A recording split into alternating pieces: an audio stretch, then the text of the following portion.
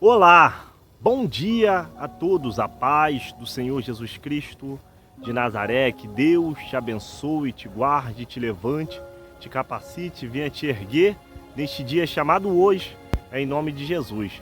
Desde já você que for entrando neste vídeo agora, se inscreva no canal, ative todas as notificações, deixe seu like, que é muito importante. Nós estaremos orando no final deste vídeo, não saia. Pode deixar seus pedidos de oração aqui nos comentários, que nós estaremos levantando o clamor pela sua vida, casa, família. Deus tem um milagre para contemplar sobre a sua vida, em nome de Jesus. Acompanhe conosco. Muitos vão dizer que é mentira, que estou inventando, mas não, eu vivi isso, eu escutei tudo da filha do falecido.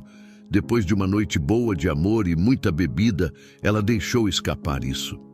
Não me julguem por ser um garoto de programa. Escutem o que ela disse a partir de agora e tirem suas próprias conclusões. Há pouco mais de um ano, herdei o lugar que meu pai ocupava dentro da maçonaria. E digo isso não com orgulho, mas como um desabafo. Pouca gente sabe, e a maioria jamais vai acreditar.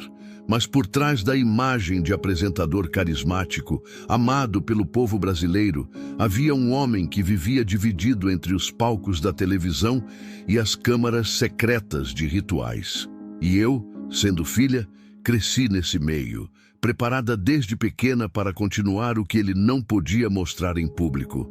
Quando criança, eu só enxergava o lado que o Brasil inteiro conhecia. Meu pai na TV, sorridente, conversando com artistas, políticos e gente importante. Ele dominava a plateia como se tivesse nascido para aquilo. O que ninguém sabia era o que acontecia depois que as câmeras desligavam. Na nossa casa, seja em São Paulo ou em Orlando, onde moramos há alguns anos, havia corredores escondidos, portas que só abriam com símbolos, e lugares onde o silêncio era quebrado por vozes que não eram humanas.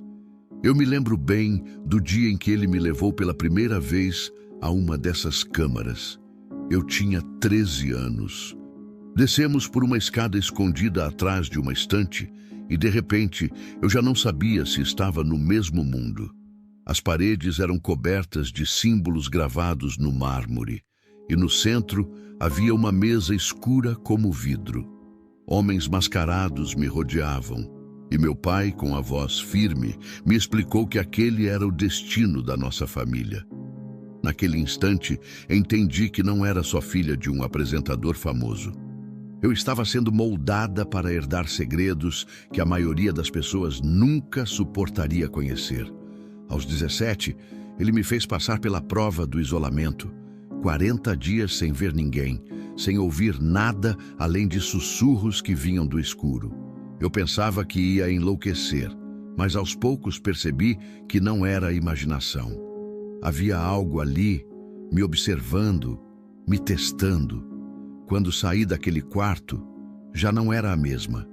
Enxergava além do que as pessoas mostravam, conseguia entender o que elas escondiam. Foi duro, mas meu pai disse que era necessário, que eu precisava ser forte para um dia assumir o que ele carregava. No meio de tudo isso, havia também o contraste. De manhã, eu estudava em colégios de elite, falava várias línguas, aprendia filosofia, ciência, história. À noite, acompanhava meu pai em reuniões discretas, rituais que aconteciam em lugares que a maioria chamaria de templos secretos. O público via nele apenas o apresentador que animava as tardes da televisão, mas eu sabia que aquilo era só fachada. O verdadeiro poder vinha das alianças que ele mantinha dentro da maçonaria. Ele me dizia sempre: o que sustenta essa família não é a fama nem o dinheiro. É o pacto que o seu avô firmou, que eu renovei e que cedo ou tarde vai estar nas suas mãos. E assim foi. Eu cresci dividida entre duas vidas. A do palco, iluminada pelas câmeras, e a dos porões, iluminada por chamas estranhas. Até que, um ano atrás, a morte dele me colocou diante daquilo que eu mais temia. O anel que ele carregava passou para mim, e junto dele o peso de segredos que nunca pedi para herdar. Quando meu pai morreu, o Brasil chorou. Os jornais, as rádios e a televisão passaram dias lembrando dele. As pessoas diziam que era o fim de uma era, que nunca mais haveria um apresentador tão popular. As homenagens não paravam. Eu recebia mensagens de fãs, artistas, políticos, até de gente que eu nunca imaginei que tivesse algum vínculo com ele. Mas enquanto o país inteiro se emocionava, eu sabia que a verdadeira despedida não tinha sido diante das câmeras, mas sim no silêncio de um templo fechado, longe do olhar público. No velório, vi muitos dos irmãos da maçonaria disfarçados de amigos de família, de colegas de profissão. Eles não choravam, apenas me observavam. Um deles, um homem que eu conhecia desde criança como tio Roberto, se aproximou e, sem que ninguém percebesse, colocou a mão no meu ombro e sussurrou: "Agora é com você. Seu pai deixou tudo pronto. Naquela noite, quando todos já tinham ido embora, fiquei sozinha com o caixão dele." Abaixei a cabeça e encostei minha mão na dele, fria, imóvel, mas ainda com o anel meteórico no dedo. Foi nesse instante que uma lembrança me atingiu como um raio. Meu pai me dizendo, anos antes, que aquele anel nunca poderia ser enterrado, que ele pertencia ao sangue da família. Respirei fundo, tirei a joia do dedo dele e coloquei na minha mão. Senti o peso imediato, como se dezenas de vozes me cobrassem. Nos dias seguintes, além da dor, precisei lidar com outra realidade. Eu também era apresentadora e as emissoras já me pressionavam. Queriam que eu assumisse o espaço dele, que fosse uma espécie de continuação. "O público vai adorar ver você no lugar do seu pai", me diziam. Só que não era tão simples. Eu sabia que estar naquele palco significava muito mais do que sorrir para as câmeras. Era também manter vivo o legado secreto dele, que ia muito além da televisão. Na primeira vez que pisei no estúdio após a morte dele, senti um arrepio estranho.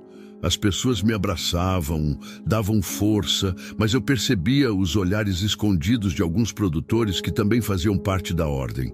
Eles não estavam preocupados com a audiência, estavam me testando. Queriam ver se eu tinha herdado, de fato, o mesmo dom que meu pai exibia. A capacidade de atrair, de controlar, de hipnotizar multidões sem esforço. E para meu próprio espanto, eu consegui. Quando as câmeras ligaram e eu soltei as primeiras palavras, senti uma energia estranha percorrer meu corpo. Era como se ele estivesse ali, me guiando, soprando no meu ouvido o ritmo certo, a entonação perfeita. E o público respondeu, vibrando, sorrindo, aplaudindo. Muitos disseram que sentiram o mesmo calor que sentiam com ele, que parecia que meu pai tinha voltado através de mim. Só que eu sabia que não era apenas carisma, era o pacto falando, era a herança que ninguém lá fora podia imaginar. Naquela mesma noite, quando voltei para casa, encontrei sobre a mesa da sala uma pasta preta, deixada discretamente. Dentro havia cartas, fotos e uma lista de nomes. Alguns eu reconheci, políticos, empresários, cantores. Outros eram totalmente desconhecidos. No fundo, um bilhete escrito de próprio punho pelo meu pai. Eles vão te procurar. Ouça, mas não confie em todos. O anel vai te mostrar quem merece entrar. Você agora é a ponte. Fechei a pasta com as mãos tremendo. Eu queria apenas chorar pela perda do meu pai, mas não me deixavam.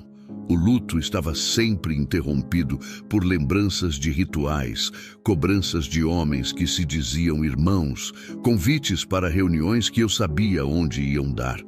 A vida dupla que ele levou por décadas agora era a minha. E no fundo, por mais que eu tivesse sido preparada desde menina, eu não me sentia pronta. Não demorou muito para os primeiros a se aproximarem. Mal havia completado 40 dias da morte do meu pai e eu já estava recebendo ligações estranhas, convites discretos para jantares e reuniões que não tinham nada a ver com televisão. Alguns eram políticos de alto escalão, outros empresários que apareciam na capa de revistas de economia. Também vieram artistas famosos, cantores que meu pai recebia nos programas, sempre sorridentes diante das câmeras, mas que nos bastidores falavam de negócios e favores que nunca podiam ser comentados em público. A primeira reunião que aceitei aconteceu em um apartamento de luxo na Avenida Paulista. Fui acompanhada de tio Roberto, aquele mesmo que havia sussurrado no meu ouvido no velório. No elevador, ele me olhou fixo e disse: "Hoje você vai entender o que é carregar o nome do seu pai." Quando a porta se abriu, vi uma mesa enorme cercada de gente que eu só via em jornais.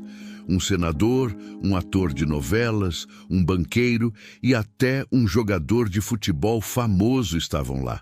O clima não era de festa, era quase como um tribunal silencioso, todos esperando eu me sentar. O banqueiro foi o primeiro a falar. "Sua presença aqui já é a confirmação de que você aceitou o lugar dele." Fiquei sem palavras. Eu não tinha como negar, não diante daqueles olhares que me perfuravam. Foi então que percebi que o anel em meu dedo começou a aquecer. Eu já tinha sentido isso antes, nos rituais com meu pai, e sabia o que significava. O pacto estava ativo, mostrando quem estava disposto a se submeter. Naquela noite, não houve brindes nem discursos longos. Houve apenas uma sequência de pedidos. Um queria proteção em suas negociações. Outro, prolongar a juventude. Um terceiro, que não posso citar, pediu que seu nome jamais fosse envolvido em escândalos. E todos estavam dispostos a oferecer o que fosse necessário em troca. O senador chegou a dizer, encarando meus olhos: "Seu pai nunca nos deixou na mão. Espero que você também não." Saí daquele encontro atordoada. Eu era apresentadora de televisão, herdeira de um legado que não tinha escolhido, e agora estava sentada à mesa com pessoas que o público idolatrava, mas que ali se curvavam, oferecendo suas almas em troca de algo que ninguém jamais poderia comprar. Nos dias seguintes, os convites se multiplicaram. No Rio de Janeiro, fui levada até uma mansão em São Conrado, onde um cantor muito conhecido me esperava. Ele me recebeu com um sorriso largo, o mesmo que mostrava nos palcos, mas quando ficamos a sós, a máscara caiu. "Seu pai me ajudou a chegar onde cheguei. Agora é você que tem que garantir que eu continue no topo." Eu o encarei em silêncio, lembrando das palavras que meu pai havia escrito no bilhete. "Ouça, mas não confie em todos." Foi nesse instante que percebi que o anel aquecia de novo, mas dessa vez com mais intensidade. Era como se me alertasse do perigo escondido por trás daquele sorriso falso. À noite, quando cheguei em casa, abri de novo a pasta preta. Olhei para os nomes da lista e percebi que a maioria já tinha vindo até mim um por um, cobrando sua parte. Eu me sentia encurralada, mas ao mesmo tempo começava a entender o porquê de meu pai ter conseguido se manter no topo por tantos anos. Ele não era apenas carisma e talento. Ele era o elo entre a ordem e os que precisavam do pacto para sobreviver na fama e no poder. E agora, querendo ou não, esse elo era eu. Entre todos que me procuraram naquele período, o encontro mais marcante foi com um cantor que o Brasil inteiro conhecia. Ele estava em todas as rádios, dominava as paradas de sucesso e arrastava multidões em shows gigantescos. O público via nele um jovem carismático, cheio de energia, mas eu já sabia que havia algo mais. Meu pai sempre dizia que ele era um dos protegidos do pacto. Nos encontramos em um estúdio de gravação na Barra da Tijuca, no Rio. O lugar parecia normal, cheio de instrumentos, técnicos mexendo nos botões, mas assim que a porta do andar de baixo se fechou, o clima mudou. Fui conduzida para uma sala reservada, onde o cantor me esperava sozinho. Ele se levantou do sofá, abriu um sorriso forçado e disse: "Você parece tanto com ele, até o jeito de olhar lembra." Não sabia se era um elogio ou uma provocação. Sentei na poltrona em frente a ele e antes que eu dissesse qualquer coisa, ele se inclinou para a frente e falou num tom baixo: "Seu pai sempre me disse que quando chegasse a hora, seria você quem me guiaria. Eu tenho compromissos a cumprir. preciso continuar no topo, não posso cair. Aquela frase me gelou por dentro.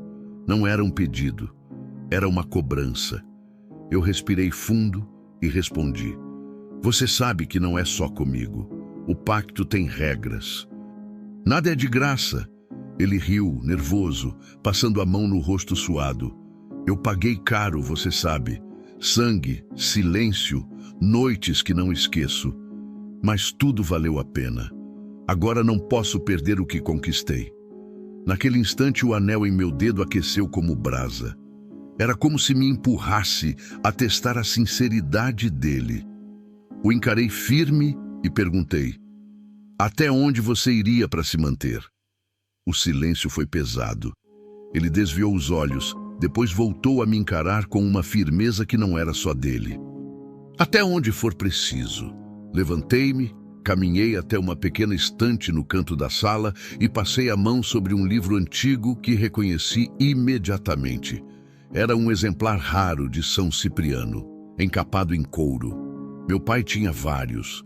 Ele havia deixado um com esse cantor como sinal de confiança. Toquei a capa e senti a mesma energia que me acompanhava desde criança. Virei para ele e disse: então você já sabe o que deve fazer. Ele assentiu em silêncio, como quem recebia uma ordem que não ousaria contestar. E naquele momento percebi o quanto o pacto moldava, não só a vida dele, mas também a minha. Eu não era apenas herdeira de um segredo.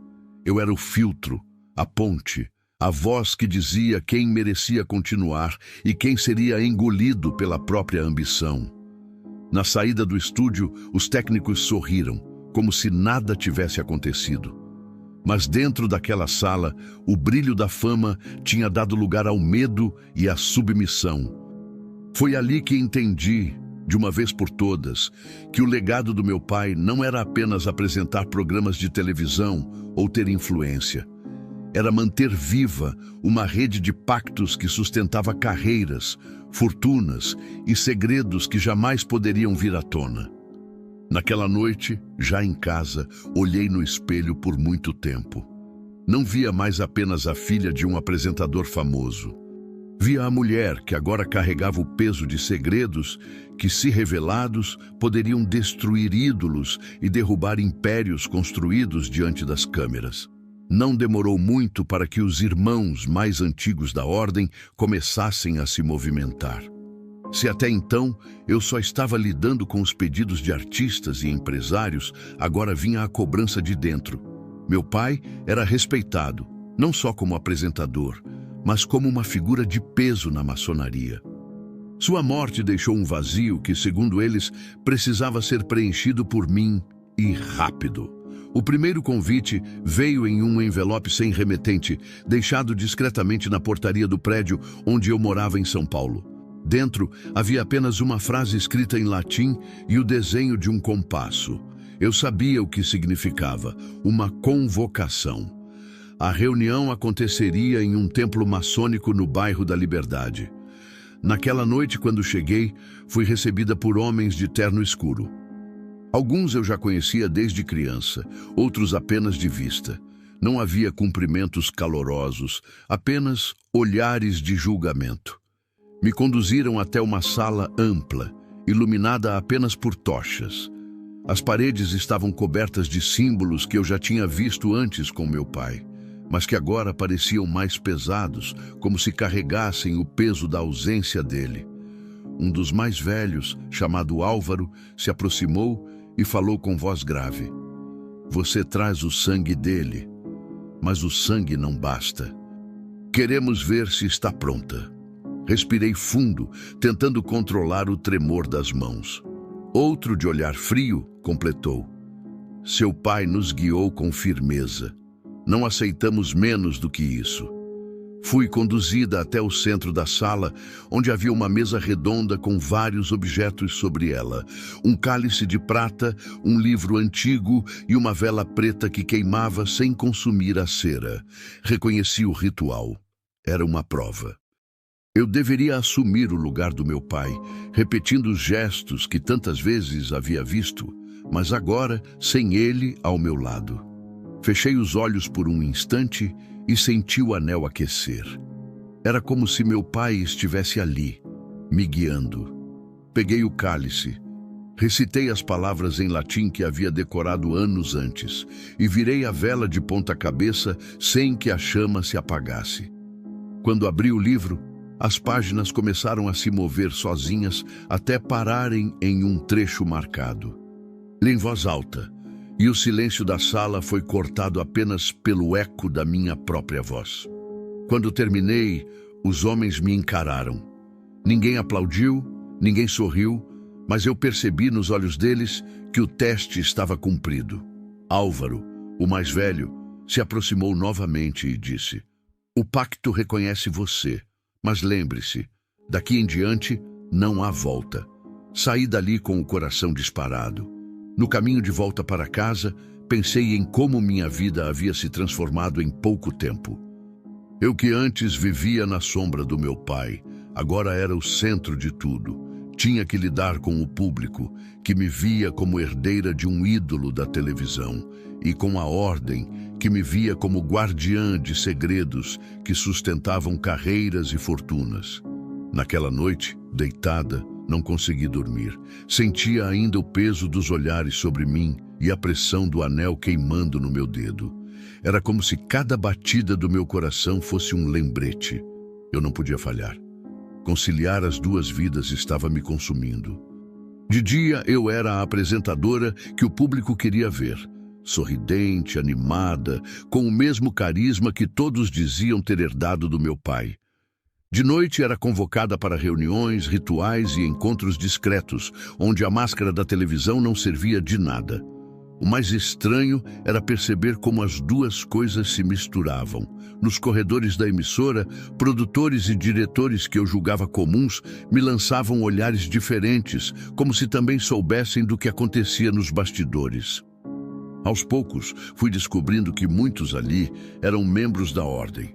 Era por isso que meu pai sempre teve tanta influência dentro da televisão.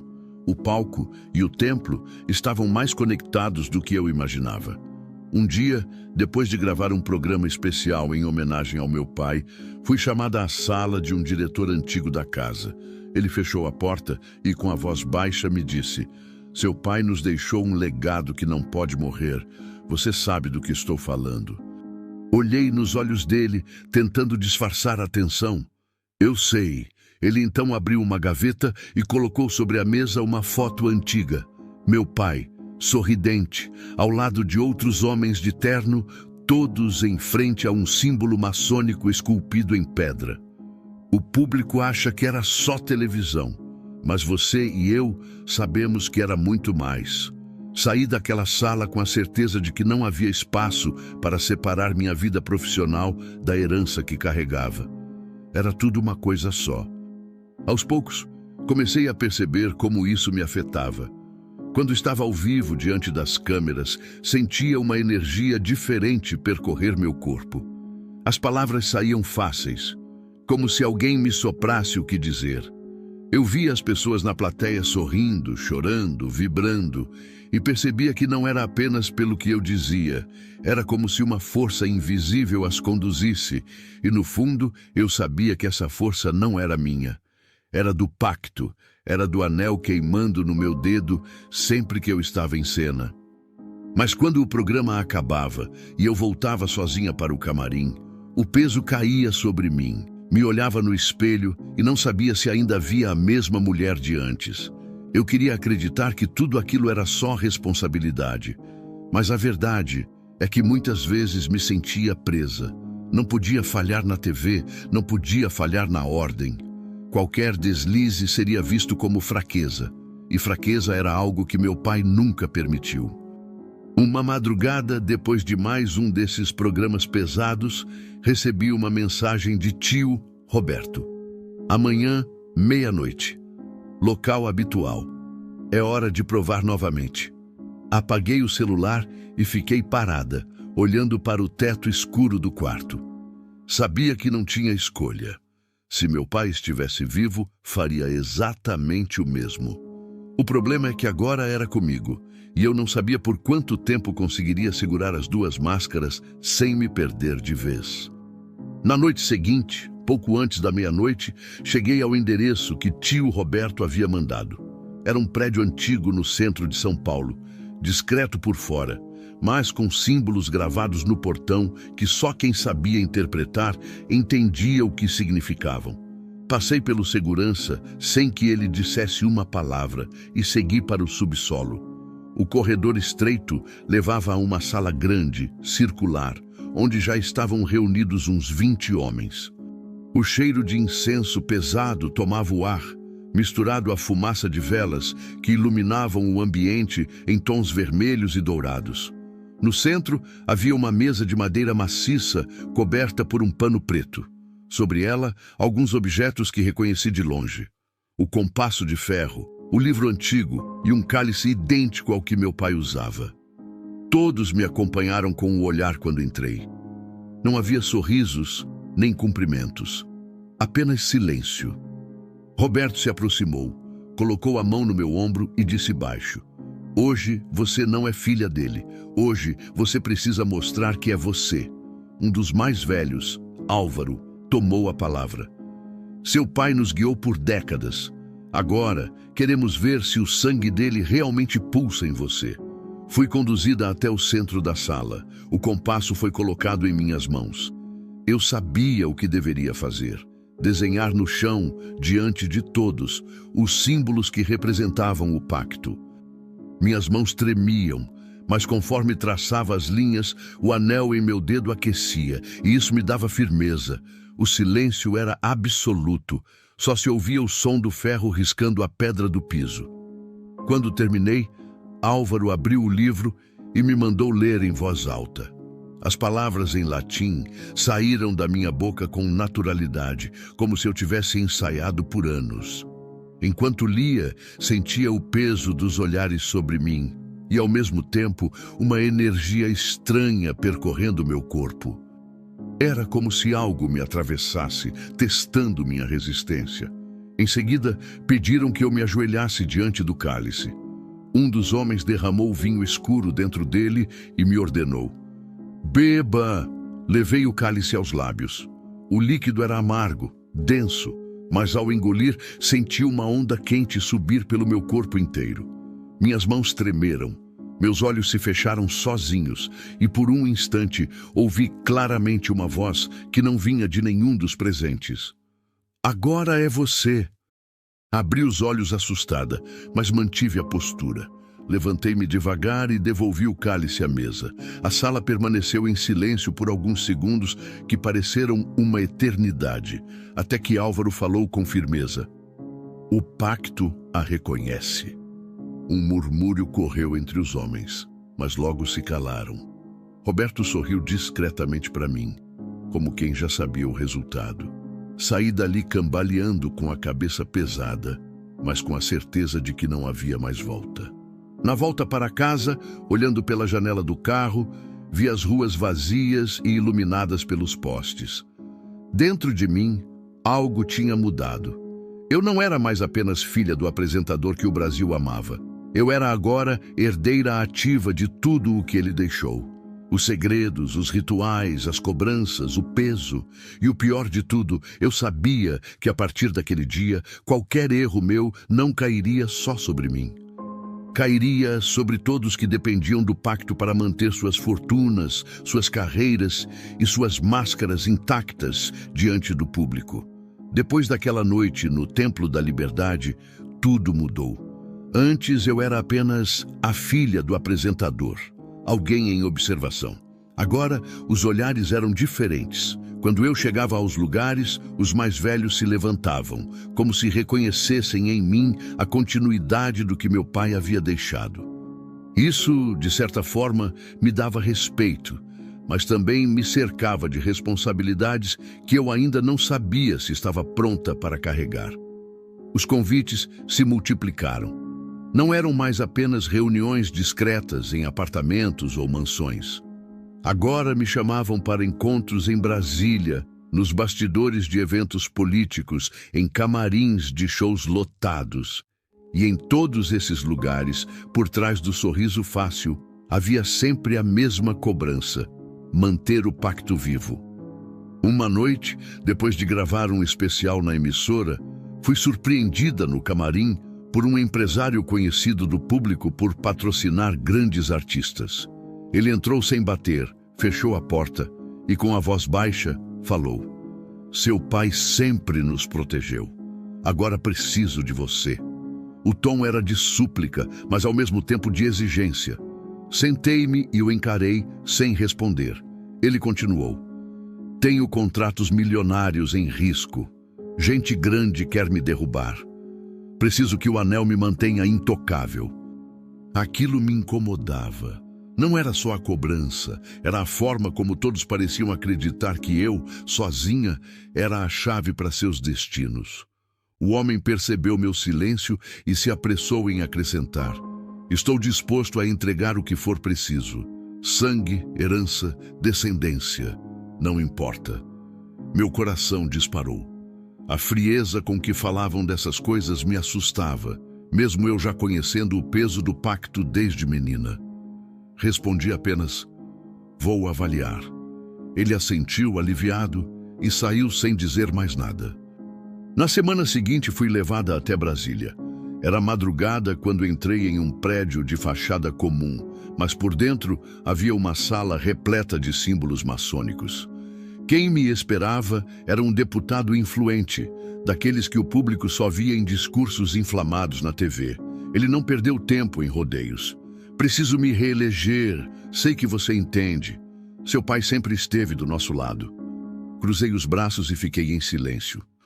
Ele se aproximou e, num tom quase desesperado, acrescentou: "Se eu cair, todos caímos. Você também." Naquele instante percebi que não se tratava apenas de fama ou poder individual. Era uma rede, uma teia onde cada fio sustentava o outro. E eu, querendo ou não, estava no centro dela. Quando voltei para São Paulo, Roberto me esperava em casa. Ele me olhou com firmeza e disse: "Agora você entende. Eles não vêm até você por acaso. Seu pai manteve todos de pé durante décadas. Se você fraquejar, eles desmoronam." Sentei no sofá exausta.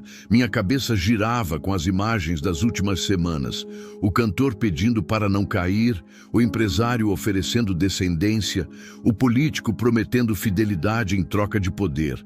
Todos, no fundo, dependiam do mesmo pacto. E esse pacto agora era responsabilidade minha. Olhei para o anel em meu dedo, que queimava levemente, como se confirmasse cada palavra de Roberto. Pela primeira vez, entendi de verdade. Eu já não tinha como separar minha vida da vida que meu pai tinha levado. Eu era apresentadora diante das câmeras, mas nos bastidores era herdeira de um império sustentado por segredos que jamais poderiam ser revelados. As semanas seguintes foram um turbilhão. Eu apresentava o programa com um sorriso que parecia natural, mas por dentro estava cada vez mais esgotada. Dormia pouco, com pesadelos constantes em que via meu pai me observando em silêncio, como se estivesse me cobrando. Quando acordava, sentia o anel aquecer, como se fosse um lembrete de que nada daquilo era sonho. Comecei a perceber sinais claros de que não havia mais espaço para ser apenas eu. Meu telefone tocava a qualquer hora, e não eram fãs ou colegas de emissora. Eram políticos querendo favores, empresários pedindo encontros urgentes, artistas chorando porque tinham medo de cair no esquecimento. Às vezes, desligava o celular, mas sempre aparecia alguém na minha porta, como se soubessem exatamente onde e quando me encontrar. Eu já não tinha descanso. Certa madrugada, enquanto revivia memórias antigas, decidi mexer em alguns baús que estavam guardados no porão da nossa casa em Orlando, onde ainda mantínhamos muitas coisas do meu pai. Entre roupas, fotos e anotações, encontrei uma caixa de madeira trancada com símbolos maçônicos gravados na tampa. Demorei quase 1 hora para abrir, usando a sequência que ele havia me ensinado anos antes, e quando consegui, vi que dentro havia uma série de cadernos. Eram diários, Meu pai escrevia muito mais do que eu imaginava.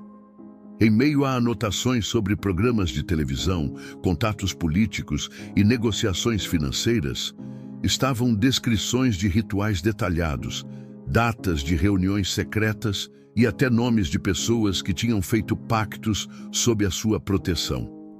Reconheci vários deles: cantores, apresentadores, generais, empresários. Mas o que mais me chamou a atenção foi uma carta endereçada a mim, guardada no fundo da caixa. Filha, quando encontrar estas páginas é porque já não estou mais aí para guiá-la. Saiba que não se trata apenas de manter a fama ou proteger quem nos procura. O pacto é também um fardo que molda gerações. Eu mesmo tive dúvidas, pensei em desistir, mas cada vez que tentei recuar, o preço foi cobrado. Você foi escolhida não por acaso, mas porque a ordem entendeu que só você poderia sustentar o que construímos. Não se assuste com as vozes.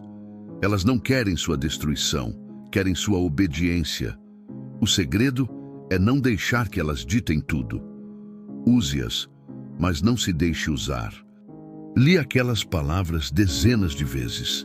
Meu pai, aquele homem que parecia sempre inabalável diante das câmeras e dos irmãos, também tinha sentido medo, também havia se sentido preso. Saber disso me trouxe um alívio estranho, mas também me deu ainda mais peso. Eu não estava apenas repetindo o caminho dele, eu estava assumindo um legado que até ele considerava perigoso demais. Naquela mesma noite, senti o anel pulsar como nunca. O calor era tão forte que precisei tirar do dedo por alguns minutos. Quando coloquei de volta, a sensação era de que algo havia mudado. Era como se, ao ler aquelas palavras, eu tivesse atravessado mais uma barreira. Não era só herdeira. Eu era agora guardiã de um segredo que nem todos os da ordem conheciam. O lado humano, frágil, do homem que todos julgavam invencível. Foi nesse momento que percebi que meu pai tinha deixado mais do que fama e poder. Ele tinha me deixado a verdade. E a verdade, dentro daquela teia de pactos e máscaras, era a coisa mais perigosa que eu poderia carregar. Depois de ler os diários do meu pai, algo mudou dentro de mim. Não era mais só medo e cobrança. Era como se eu finalmente entendesse que ele também havia fraquejado, que até ele precisou impor sua voz para ser respeitado. Aquilo me deu força. Não bastava só repetir rituais ou seguir ordens. Eu precisava mostrar que era capaz de conduzir a ordem do meu jeito, sem ser apenas sombra dele. O teste não demorou a chegar. Fui chamada novamente para uma reunião no mesmo Templo da Liberdade. Quando entrei, senti que havia uma tensão diferente no ar. Os homens estavam reunidos em torno da mesa central e o clima era de julgamento. Álvaro, o mais velho, me olhou fixo e disse: "Muitos acreditam que você só ocupa este lugar porque herdou o sangue dele. Mas sangue não garante liderança. Queremos provas de que você pode conduzir." Senti meu corpo estremecer, mas não recuei. Caminhei até o centro da sala, encarei cada um deles e respondi: "Eu não estou aqui porque pedi. Estou aqui porque ele me preparou. E vocês sabem que o pacto não reconhece fraqueza. Se ainda duvidam, testem-me." O silêncio foi pesado. Um dos homens mais novos, de olhar arrogante, bateu com a mão na mesa e disse: "Então prove agora. Conduza o rito sem ajuda." Os outros murmuraram, mas não se opuseram. Entendi que era a hora de me impor. Respirei fundo, tirei o anel do dedo por alguns segundos e o levantei diante deles. A pedra escura brilhou sob a luz das velas e todos se calaram. Coloquei-o de volta e comecei o ritual. Tracei os símbolos no chão, recitei as palavras em latim com firmeza e posicionei o cálice no centro. Mas dessa vez fiz diferente. Não repeti exatamente o que tinha visto com meu pai. Acrescentei passagens que estavam nos diários, trechos que ele próprio havia registrado como variações perigosas. Fiz porque queria mostrar que não era apenas cópia dele, que eu também sabia interpretar e dominar o que me foi deixado. Quando finalizei, a chama das velas aumentou sozinha, como se o ar tivesse sido sugado. Alguns recuaram assustados. Álvaro me encarou com expressão séria, mas vi em seus olhos algo que não tinha visto antes. Respeito. Você ousou, disse ele, a voz pesada. Mas o pacto a reconheceu. Não respondi. Apenas ergui o olhar, firme, sem recuar. Foi nesse instante que percebi que, pela primeira vez, eles me viam não apenas como a filha do apresentador, mas como alguém que poderia de fato conduzir. Na saída, Roberto se aproximou e falou baixo, quase sorrindo. Você fez o que ele nunca teve coragem de fazer. Aquelas palavras ecoaram em mim. Pela primeira vez, senti que estava me tornando dona do meu próprio caminho dentro da ordem. Mas também entendi o peso disso. Se eu fosse forte o bastante para conduzir, também seria alvo de todos que quisessem me derrubar. Naquela noite, voltando para casa, encarei meu reflexo no espelho do carro. Não vi mais apenas a herdeira de um legado. Vi a mulher que tinha acabado de impor respeito em uma sala onde só homens comandavam. E percebi que, dali em diante, não havia mais espaço para hesitação. Depois daquela noite no templo, tudo mudou de forma definitiva. Os irmãos mais velhos já não me olhavam com a mesma desconfiança de antes. Alguns até se aproximavam em reuniões, buscando a minha opinião, coisa que nunca tinham feito. A notícia da minha postura se espalhou rápido, mesmo que nada fosse dito em voz alta. Eu tinha provado que podia conduzir o pacto, e isso me dava um poder que até então parecia inalcançável. E esse reflexo apareceu também fora do templo. Políticos me procuravam com ainda mais frequência. Um deles, governador de um estado importante, me recebeu em sua residência oficial e falou sem rodeios. Seu pai me sustentou em 3 eleições. Agora é você que vai me manter. Artistas me ligavam em horários improváveis, pedindo garantias para seus próximos lançamentos, desesperados para não sumirem do mapa da fama. Empresários me enviavam presentes caros, alguns até com bilhetes implorando encontros, e eu percebia que todos tinham o mesmo olhar, de medo e dependência. No entanto, dentro da ordem, nem todos aceitaram minha ascensão de bom grado. Alguns começaram a se reunir sem me chamar, cochichavam quando eu entrava, desviavam o olhar. Um deles, Marcelo, homem influente dentro da maçonaria e dono de negócios milionários, chegou a me confrontar discretamente após uma reunião. Você pode ter o anel, pode ter o sangue dele, mas não vai mandar em todos nós. Encostei no batente da porta e respondi com calma, sem alterar a voz. Não sou eu quem manda. É o pacto. Se você não aceita, fale com ele. Marcelo me lançou um olhar carregado de ódio, mas não respondeu. Naquele instante, percebi que minha ousadia tinha um preço. Assim como alguns me respeitavam, outros me odiariam em silêncio. Em casa, Roberto me alertou. Você conquistou espaço rápido demais. Isso incomoda. Lembre-se, dentro da ordem, aliados de hoje podem ser inimigos amanhã. Eu já sentia isso na pele. No programa, tudo seguia perfeito. A audiência aumentava, o público me abraçava como sucessora natural do meu pai. Mas nos bastidores, a tensão crescia. Cada reunião era um jogo de olhares. Cada palavra precisava ser calculada. E cada vez que o anel queimava em meu dedo, eu tinha a certeza de que o pacto estava mais vivo do que nunca, mas também mais exigente. Uma noite, ao voltar de um jantar com empresários em Higienópolis, encontrei um envelope enfiado sob a porta do meu apartamento. Dentro havia apenas uma foto minha, saindo de um estúdio, cercada por seguranças. No verso escrito à mão, nem todos aceitam sua liderança. Senti o sangue gelar. Não era só desconfiança ou cochichos, era ameaça. E eu sabia que, para manter o legado do meu pai, precisaria enfrentar não só as pressões externas de políticos e artistas, mas também a fúria de alguns que juravam ser meus irmãos. Naquela madrugada, encarei o espelho do quarto mais uma vez.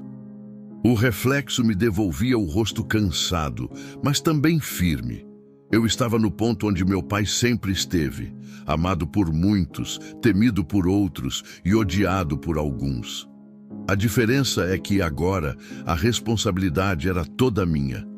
Lembro bem do pacto que meu pai fez quando chegou à beira da falência. Naquele tempo, ele estava atolado em dívidas com um banco e a pressão era insuportável.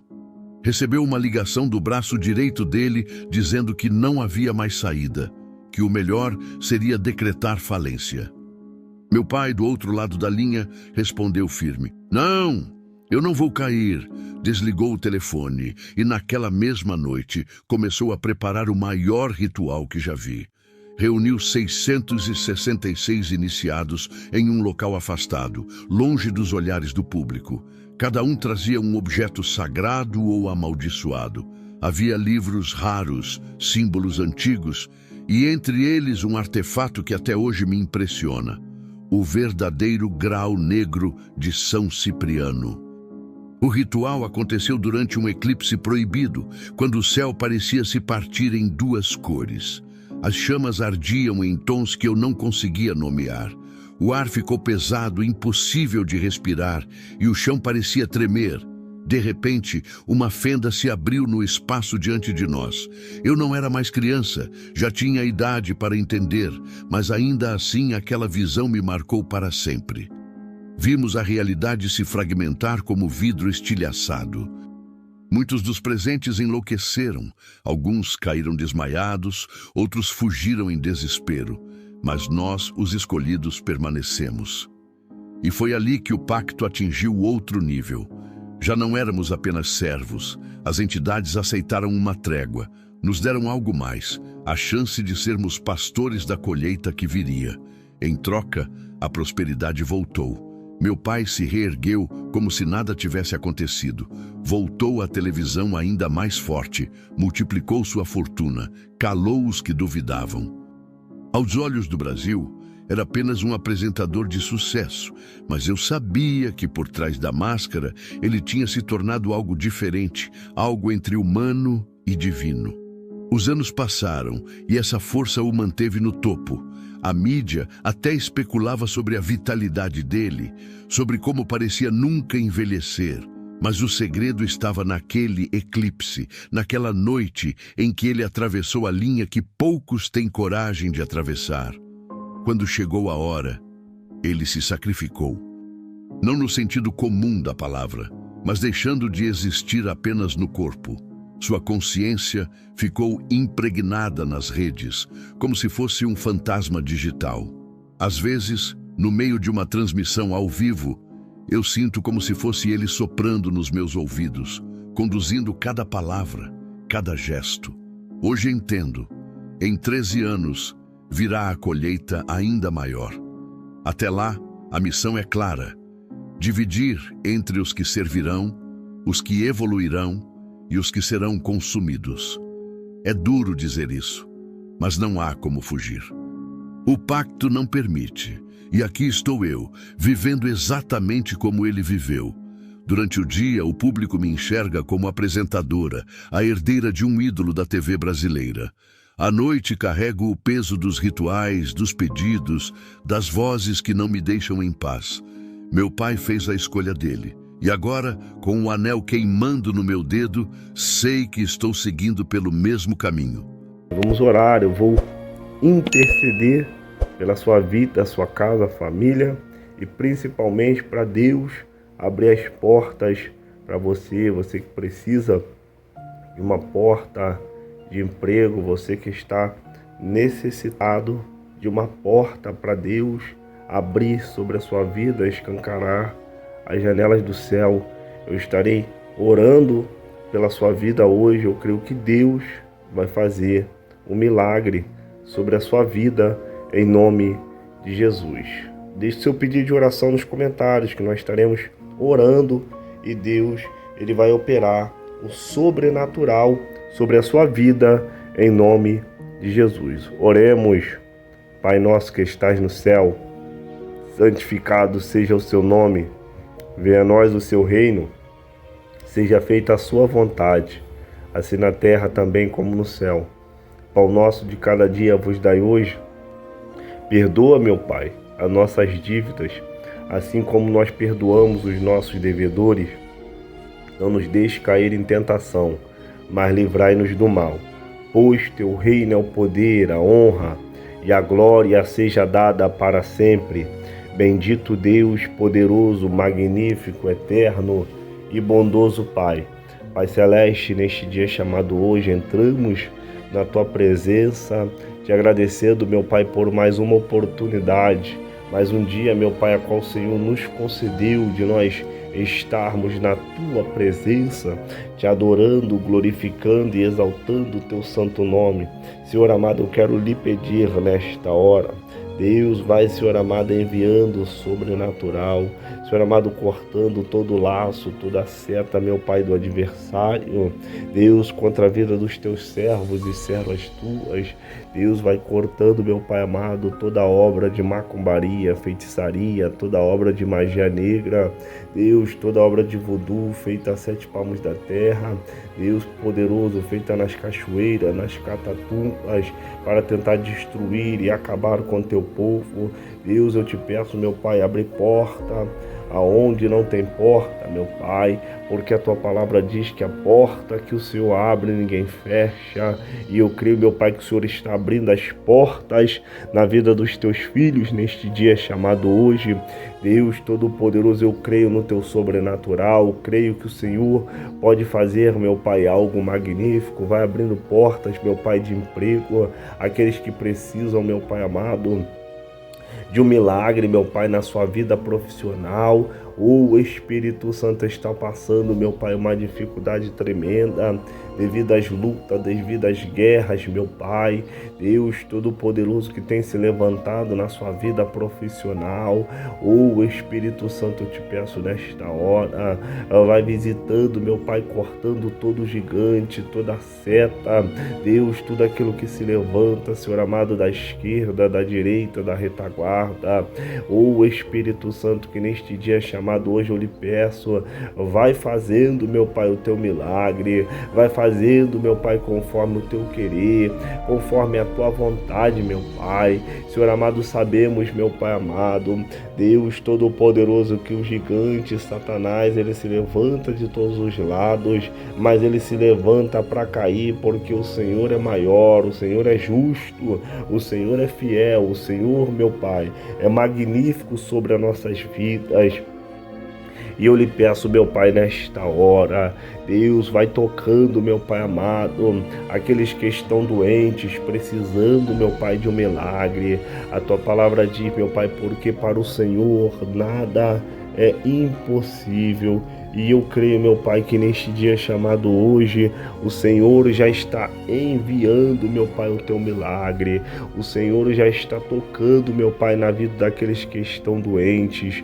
O Senhor, nesta hora, meu Pai, está enviando, meu Pai, coisas grandes e magníficas sobre a vida dos teus servos e servas tuas. Deus Todo-Poderoso, nesta hora eu lhe peço, meu Pai, toca, toca, toca, vai escancarando as portas, meu Pai, para o teu povo passar. Espírito Santo, eu creio que neste dia chamado hoje, meu Pai, coisas grandes, lindas, magníficas, o Senhor já está enviando nesta hora. O Senhor já está, meu Pai, cortando o laço e toda a ferramenta preparada contra o teu povo, preparada, meu Pai, contra a tua igreja, preparada contra os servos e servas tuas, não prosperará. Ô Espírito Santo, Deus Todo-Poderoso, toda oração contrária, Deus Todo-Poderoso, toda, meu Pai, maldição hereditária, Deus, que foi herdada, meu Pai amado, ô Espírito Santo do passado, devido, Senhor amado, a uma palavra contrária, devido, meu Pai, a uma obra maléfica que foi feita, meu Pai, contra o teu povo, a tua igreja, Deus, que o Senhor venha jogar por terra nesta hora. Espírito Santo, Senhor amado, eu te peço, visita, Senhor amado, Deus, a cada pedido de oração, a cada servo e serva tua, meu Pai, que vai ouvir este clamor, esta súplica. O Espírito Santo, a tua palavra diz em Jeremias 33:3, clamas a mim e respondeste-ei, e nós cremos, meu Pai, no teu milagre. Queremos, meu Pai, que o Senhor é o nosso socorro em meio à angústia, Senhor amado. Deus Todo-Poderoso, nesta hora, envia, meu Pai amado, coisas grandes na vida do teu povo, da tua igreja, meu Pai. A tua palavra diz, pedi, dar-se-vos-á. E eu creio, meu Pai, que o Senhor, nesta hora, está, meu Pai, enviando, Deus Todo-Poderoso, bênçãos sem medidas na vida do teu povo. A porta que estava fechada, o Senhor vai abrir. Aquilo que estava travado na vida do teu povo, o Senhor vai destravar nesta hora. Deus Todo-Poderoso, e toda a ferramenta preparada contra o teu povo não prosperará. O Espírito Santo, eu creio na tua palavra, que nós somos mais do que vencedores em Cristo Jesus. Deus Todo-Poderoso, pega, meu Pai, na nossa mão, pega na mão do teu povo, da tua igreja. Não deixa, meu Pai, teu povo parar. Não deixa, meu Pai, teu povo desistir. Não deixa, meu Pai, teu povo retroceder. Em meia caminhada, em meia luta, em meia guerra, meu Pai, devido, meu Pai, aos problemas que se levanta contra o teu povo, a tua igreja. Eu creio, meu Pai, na vitória do teu povo neste dia chamado hoje. Espírito Santo do Senhor, vai, meu Pai amado, tocando, Senhor amado. Ô Espírito Santo da verdade, glória seja dada ao teu nome, a cada pedido de oração, a cada súplica, meu Pai, feita nos comentários. Servos e servas tuas, Senhor amado, humildes de coração, que precisam, meu Pai, de um milagre. Muitos estão encamados, Deus Todo-Poderoso, estão doentes, Senhor amado, devido Senhor amado, uma doença que é impossível aos olhos dos homens, mas, Senhor amado, para o Senhor nada é impossível aos olhos do Senhor. Eu lhe peço, meu Pai, nesta hora, vai tocando, meu Pai, do alto da cabeça à planta dos pés, essa doença, essa enfermidade. Eu creio que em nome de Jesus Cristo, nesta hora, o Senhor já está repreendendo, Deus, a cada família, a cada casa, a cada lar, representada, meu Pai, aqui nesta oração. Deus, a cada, Senhor amado, ouvintes, a cada internauta, meu Pai, ouvindo e acreditando, meu Pai, nesta súplica, vai tocando, meu Pai, nesta hora, vai visitando, meu Pai, através do teu Espírito Santo. Nós cremos, meu Pai, no teu milagre, cremos, meu Pai, que o Senhor é o mesmo ontem, hoje e será eternamente. Eu creio que nesta hora, meu Pai, através desta súplica, deste clamor, coisas grandes, lindas e magníficas, o Senhor já está operando na vida do teu povo, porque, meu Pai, operando, o Senhor, quem impedirá o teu agir, o teu mover, de se manifestar, meu Pai, na vida daqueles que acreditam e crê na tua promessa. Deus Todo-Poderoso, passarão os céus e a terra, mas as suas palavras não irão de passar. O Espírito Santo, nós acreditamos, meu Pai, na virada sobrenatural. Nós acreditamos, meu Pai, no toque do Espírito Santo. Acreditamos, meu Pai, que o Senhor ainda vai fazer, né, coisas grandes e magníficas na vida do teu povo, da tua igreja. Por isso, meu Pai, entregamos a cada um, meu Pai, aos teus cuidados neste dia chamado hoje. Visita, visita, visita, toca, toca, toca nesta hora, meu Pai. Sabemos que o Senhor jamais abandona um filho seu, sabemos que o Senhor jamais abandona uma filha sua.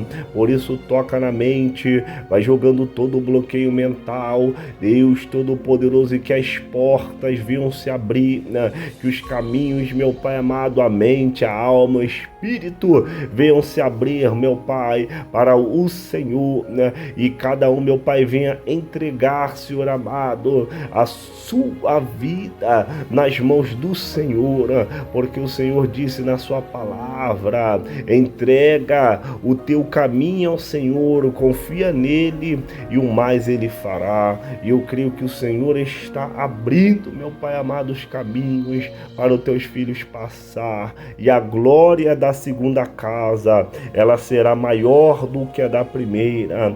Deus abençoa e dá vitória ao teu povo neste dia chamado hoje, em nome de Jesus Cristo de Nazaré. Amém e graças a Deus. Que Deus te abençoe e te guarde, em nome de Jesus. Se inscreva no canal, ative todas as notificações, dê seu like, que é muito importante, dê seu pedido de oração, que nós estaremos levando para o monte, estaremos clamando pela sua vida, casa, família. Deus tem algo sobrenatural para fazer sobre a tua vida, em nome de Jesus. Dê seu pedido de oração nos comentários, que nós estaremos orando em nome de Jesus. Que Deus te abençoe e te guarde. Fiquem todos na paz do Senhor. Shalom. Adonai.